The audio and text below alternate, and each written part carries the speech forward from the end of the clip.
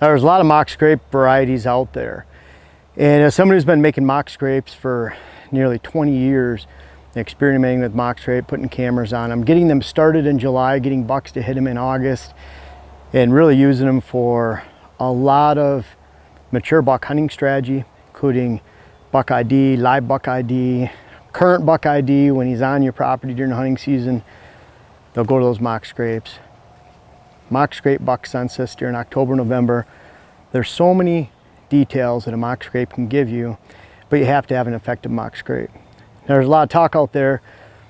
You can make horizontal, traditional licking branches, or vertical licking branches. And over the years, what I found over 20 years is that when I first started seeing vertical vine mock scrapes was in Lower Michigan in the early 90s, late 80s, in a big grapevine tangle and a bunch of oaks.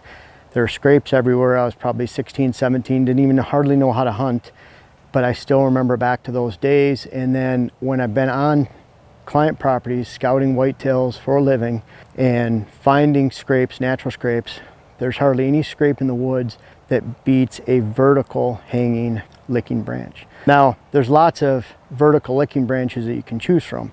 If you have vines in the area like this one, then I love using vines. If you have jack pine branches are great. You might leave a couple of branches on the end, but you want a sturdy, stout, 3/4 inch to 5 foot long vertical branch. White oak are great. Mulberry branches. There's so many different things you can use depending on what the favorite beech nut branches are. Really good beech trees up in northern settings. So there's a lot of different varieties that you can use, but the vertical branch is ideal compared to a horizontal branch for some reason. Horizontal branch has a stiff pivot point back here. Traditionally chest, neck high, depending on how tall you are. Mature bucks, when you hit that, they work it, and then you see them breaking down a lot, and they're hanging down, and you see them breaking off because they're pushing onto that. There's that force, that pivot point, so very easy to break them. This licking branch, and this vertical licking branch is probably 6 feet long.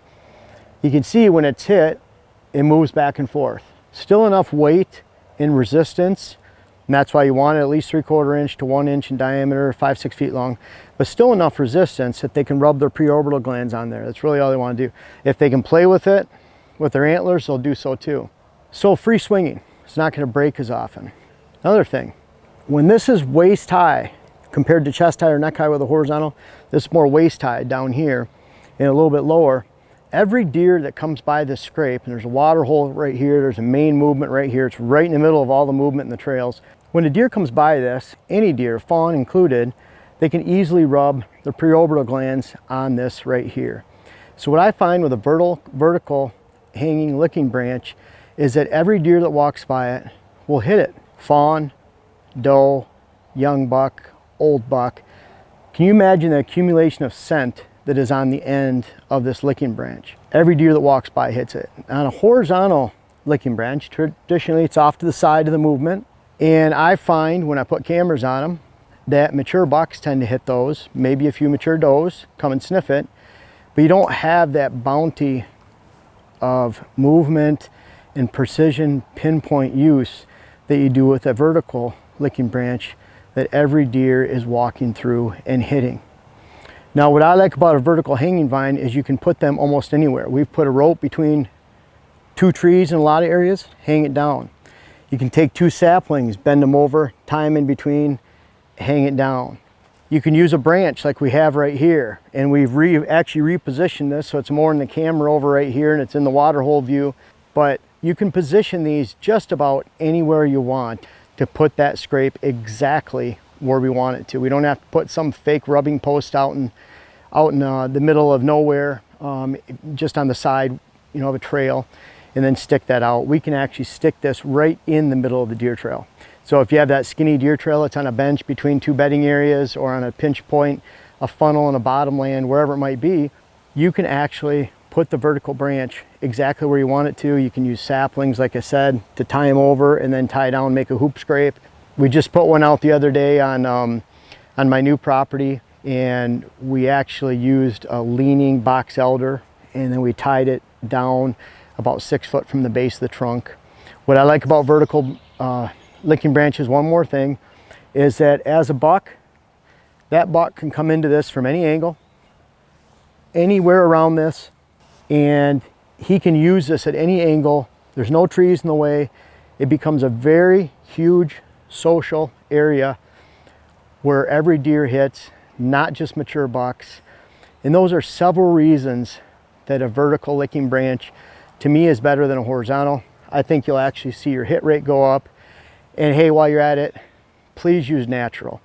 I've seen people use ribbons, you know, forestry ribbons, rope, and there's a lot of unnatural material you use. You can think that, oh, deer are curious. You can even get a picture of a buck coming in, hitting a ribbon or a rope. But my goal for you is to actually have good advice that'll lead you to your whitetail dreams, lead you to success.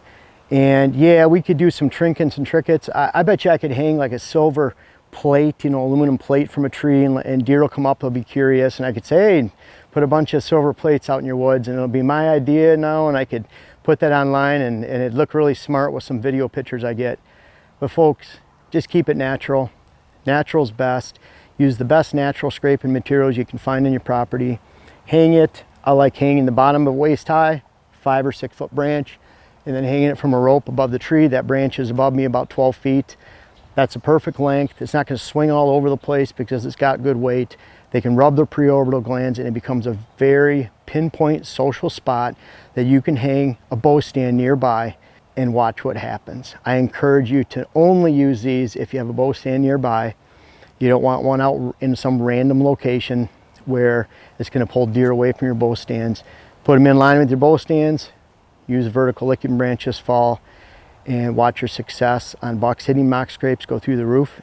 And by the way, make sure you have a trail camera. We have an XS trail camera lift 2 right here staring at this. This is one of our hot spots on water and scrapes all hunting season long. And you can bet mid-July here, this is going to come quick. We'll be sitting in that stand staring at this water hole mock scrape with that camera watching it all this fall soon, and I can't wait.